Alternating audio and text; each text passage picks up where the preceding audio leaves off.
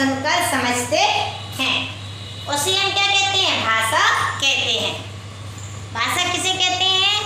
भाषा वह साधन है जिसके द्वारा हम अपनी बात दूसरे तक पहुंचाते हैं और दूसरे की बात सुनकर समझते हैं, उसे हम भाषा कहते हैं। भाषा के दो रूप होते हैं, मौखिक भाषा और लिखित भाषा। भाषा के बच्चों कितने रूप होते हैं? दो रूप होते हैं ना। कौन कौन से? मौखिक भाषा और लिखित भाषा।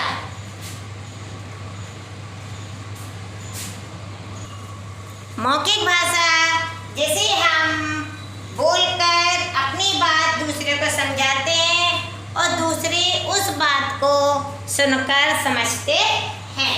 जैसे कि आप बस में सफ़र कर रहे हैं तो कंडक्टर जो है टिकट के लिए आपको बोलकर कहता है और आप उसकी बात को सुनकर समझते हैं और टिकट खरीदने के लिए उसको पैसे देते हैं। ठीक है ना? तो ये कौन सी भाषा है? मौखिक भाषा। लेकिन जब वो हमें टिकट में लिख कर के देता है जहाँ पर हमें जाना होता है तो वो कौन सी भाषा है? लिखित भाषा। हम किसी भाषण प्रतियोगिता में भाग लेते हैं तो हम जो बोलकर अपनी बात को कहते हैं और श्रोता उसे सुनते हैं और समझते हैं। जैसे बच्चों अपने स्कूल में कई प्रतियोगिताएं होती हैं, जैसे कि कविता प्रतियोगिता भी होती है, इसके बाद में निबंध प्रतियोगिता होती है। तो उसमें आप क्या करते हो? आप पहले अपने लिखे हुए निबंध को या कविता को याद करते हो और या उसको आप पढ़कर भी सुनाते हो। तो वो क्या है? आपकी मौखिक भाषा है ना। जैसे आपकी किताब में ये बच्चा जो है बोलकर अपनी पोयम कविता दर्शकों को श्रोताओं को सुना रहा है। मेरा तोता रोज सवेरे बोल बोल कर मुझे जगाता। क्या है कविता इसकी? कैसे कह रहा है वो? मेरा तोता रोज सवेरे बोल बोल कर मुझे जगाता, खाकर मीठे मीठे मेवे। मेवे का मतलब आप जानते हो ना? काजू बादाम या कोई भी जो सूखे मेवे होते हैं ना, वो उन्हें खाकर मीठे मीठे बोल सुनाता। यही बोलना सुनना तो भाई मौखिक भाषा है कहलाता। ठीक है ना? अब ये तोता है, बोल बोल कर ही तो अपनी बात कहता है, या वो हमें लिख के बताएगा कि हमें भूख लग रही है या हमें प्यास लग रही है? ये क्या है? तोता बोलकर अपनी बात हमें समझाता है। तो यानी कि वो कौन सी भाषा है? मौखिक भाषा। लिखित भाषा, जब हम अपनी बात लिखकर दूसरों को बताते हैं और दूसरों उसे पढ़कर समझते हैं, उसे लिखित भाषा कहते हैं। ठीक है ना? जैसे कि आज हमें कहीं पर भी जाना है और हम बस स्टैंड पर खड़े हैं, वहाँ पर बहुत सारी बसें खड़ी है ना, बहुत सारी बसें। लेकिन हमें जिस जगह पर जाना है हम उस बस के ऊपर लिखा हुआ पढ़ेंगे कि ये बस कहाँ से कहाँ तक जा रही है, या हम चाहे जिस बस में बैठ जाएंगे। बताइए, हम चाहे जिस बस में बैठ सकते हैं क्या? नहीं, बस के ऊपर लिखा रहता है कि ये बस यहाँ से वहाँ तक इतनी दूरी ही तय करेगी। यदि आपका वहाँ तक स्टॉप है तभी आप उस बस में बैठेंगे, अन्यथा आप नहीं बैठेंगे, है ना? तो जब हम लिख कर के दूसरों को बताते हैं या दूसरों से पढ़कर समझते हैं तो वो कौन सी भाषा होती है? लिखित भाषा। आप लोग भी बच्चों मेरे साथ में अपनी बुक को ओपन कीजिएगा। लेसन पार्ट 1 भाषा, पेज नंबर 7।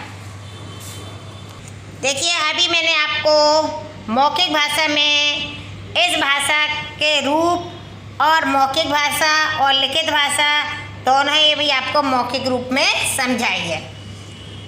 देखिए लिखित भाषा जब हम अपने मन की बात लिखकर दूसरों को बताते हैं और दूसरे उसे पढ़कर समझते हैं। जैसे कि आप दो दोस्त हैं, दोनों अलग अलग शहर में रहते हैं, तो वो अपने मन की बात एक पत्र में लिख कर के दूसरे मित्र तक पहुंचाते हैं और दूसरा मित्र उस पत्र में लिखी हुई बात को पढ़कर समझता है ना। तो ये कौन सी भाषा हुई? लिखित भाषा।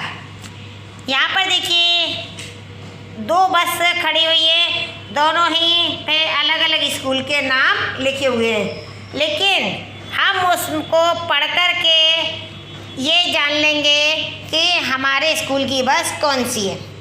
यदि आप अपने स्कूल की बस में न चढ़ के दूसरे स्कूल की बस में चढ़ेंगे तो क्या वो आपको आपके स्कूल पर पहुंचाएगी? नहीं। क्यों? क्योंकि उस स्कूल की बस पे उस स्कूल का नाम लिखा हुआ है। यानी कि आपको अपने स्कूल की बस का नाम पढ़कर उसी में आपको जाना है। तो ये देखिए दोनों बसों पर स्कूलों के नाम लिखकर बताया गया है कि कौन सी बस किस स्कूल की है। बच्चे स्कूल के नामों को पढ़कर अपनी बसों में चढ़ रहे हैं। आ रहा है ना आपको अच्छे समझ में? लिखित भाषा किसे कहते हैं? जब आपको जहाँ पर आपको लिखा हुआ है, देखिए आप ट्रेन में सफ़र कर रहे हैं, ठीक है ना। यदि आपको जिस जगह पे जाना है, स्टेशन, हर स्टेशन पे गाड़ी रुकती है और हर स्टेशन पे उस स्टेशन का नाम भी लिखा होता है। तो क्या आप अपनी मर्जी से किसी भी स्टेशन पर उतरेंगे या उस ट्रेन में बैठे रहेंगे? नहीं, हम उस स्टेशन का नाम पढ़ेंगे। यदि वो हमारी मंजिल होगी तो हम उसी स्टेशन पर उतर जाएंगे, है ना। या फिर हम हर स्टेशन पर उतर के तो नहीं देखेंगे, क्योंकि उस स्टेशन पर उसका नाम लिखा हुआ है। हम ट्रेन में ही बैठ कर के उसका स्टेशन का नाम पढ़ लेंगे। यदि हमारा वो स्टेशन होगा तभी हम उतरेंगे, अन्यथा हम उस ट्रेन में ही बैठे रहेंगे। तो ये जो लिख कर के बताया गया है, जब हम उसको पढ़कर और समझते हैं तो वो कौन सी भाषा है? लिखित भाषा। हम एक भाषाएं अनेक। देखिए संसार में अनेक भाषाएं बोली और लिखी जाती हैं, लेकिन संसार में सबसे अधिक बोली और लिखी जाने वाली भाषा अंग्रेजी है। देखिए संसार में अनेक भाषाएं हैं। जब अनेक भाषाएं तो वो बोली भी जाती हैं और लिखी भी जाती हैं, लेकिन संसार में सबसे अधिक बोली जाने वाली भाषा अंग्रेजी है, क्योंकि अंग्रेजी जो है हमारी अंतर्राष्ट्रीय भाषा है। वो पूरे विश्व में, अंतर्राष्ट्रीय मतलब पूरे विश्व में कहीं पे भी आप चले जाएंगे, चाहे आप बेंगलोर जाएं, चाहे ऑस्ट्रेलिया, चाहे अमेरिका, चाहे अमेरिका और ऑस्ट्रेलिया वाले अपने भारत में आए, चाहे दिल्ली में आए, चाहे बॉम्बे में आए, लेकिन जो ये अंग्रेजी भाषा है वो सभी जगह एक सी ही बोली जाती है। यानी कि अमेरिका में भी कैट फॉर बिल्ली होता है और इंडिया में भी कैट मीन्स बिल्ली ही होता है। इसी तरह से भारत में भी अनेक प्रकार की भाषाएं बोली जाती हैं। जैसे कि देख लीजिए पंजाब में पंजाबी, महाराष्ट्र में मराठी, गुजरात में गुजराती।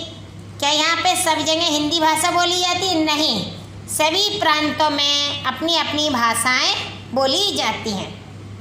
जैसे कि पश्चिम बंगाल में बंगला, राजस्थान में राजस्थानी, तमिलनाडु में तमिल और केरल में मलयालम, असम में असमिया और उत्तर प्रदेश में हिंदी भाषा बोली जाती है। हमारे देश में सबसे अधिक बोली जाने वाली भाषा हिंदी है। प्रतिवर्ष 14 सितंबर को हिंदी दिवस भी मनाया जाता है, क्योंकि इस दिन हिंदी को राज्य भाषा के रूप में सन 1949 में स्वीकार किया गया था। ये दिन क्यों मिला था? क्योंकि इस दिन हमारी हिंदी भाषा को राजभाषा के रूप में सन 1949 में स्वीकार किया गया था। और बच्चों मालूम है अपना देश कब आज़ाद हुआ था? 1947 को, है ना। और हमें अपनी भाषा के लिए अनुमति कब मिली थी? 1949 में। 14 सितंबर 1949 में हमें अपनी राजभाषा के रूप में स्वीकृति मिली थी, हिंदी की स्वीकृति मिली थी। इसलिए हम इस दिवस को प्रतिवर्ष मनाते हैं।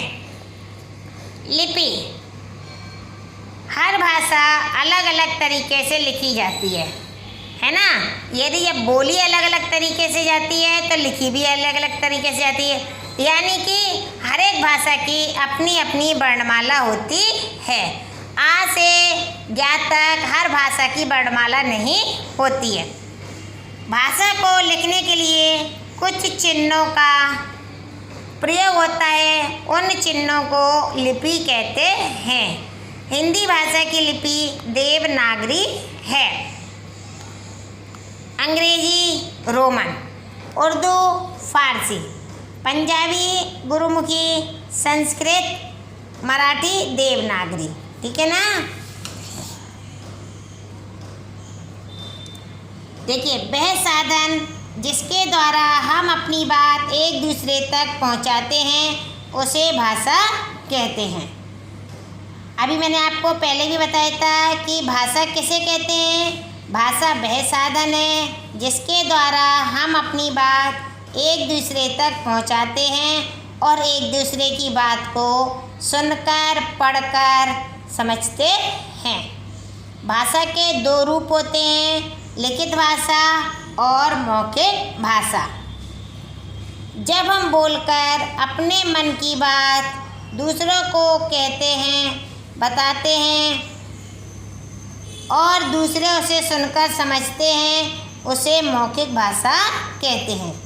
जब हम लिखकर अपने मन की बात दूसरों को बताते हैं और दूसरे उसे पढ़कर समझते हैं तो उसे हम लिखित भाषा कहते हैं। हिंदी हमारी राजभाषा है। हिंदी की लिपि का नाम देवनागरी है। बताइए, हिंदी हमारी कौन सी भाषा है? राजभाषा है ना। हिंदी हमारी राजभाषा है और हिंदी की लिपि कौन सी है? देवनागरी।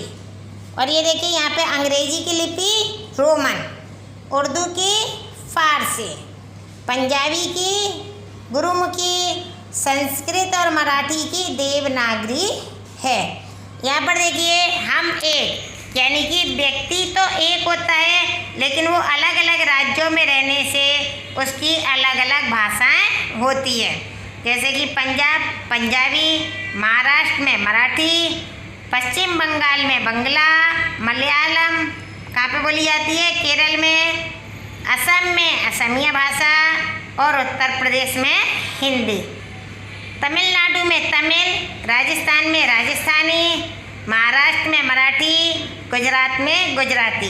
बच्चों, आप लोगों को ये सारी भाषाएं भी अच्छे से याद करनी है कि कौन कौन से राज्य में कौन कौन सी भाषाएं बोली जाती हैं और हमारा हिंदी दिवस कब मनाया जाता है और हमारे हिंदी दिवस को, राजभाषा को किस सन में स्वीकृति मिली थी, है ना। ये दोनों प्रश्न आपको अच्छे से याद करने हैं। और भाषा के लिखने के चिन्हों को हम क्या कहते हैं? लिपि कहते हैं। हिंदी भाषा की लिपि देखिए देवनागरी है। ये आप लोगों को अच्छे से लर्न करना है और जब मैं इसकी आपको अभ्यास की बुक में भी फिल करवाऊंगी और जब इसकी PDF सेंड करूंगी तो आपको पार्ट 1 अपनी व्याकरण की पुस्तक में सुंदर सुंदर राइटिंग में नोट करना है। राइटिंग का विशेष ध्यान दीजिएगा। और ये कुछ जानने की बातें होती हैं जो कि मैंने आपको अच्छे से समझाई हैं। आप लोगों को यदि इस पाठ को समझने में या आपको लिपि या भाषा समझ में नहीं आई हो तो आप मुझसे पूछ सकते हैं। Have a nice day. Thank you.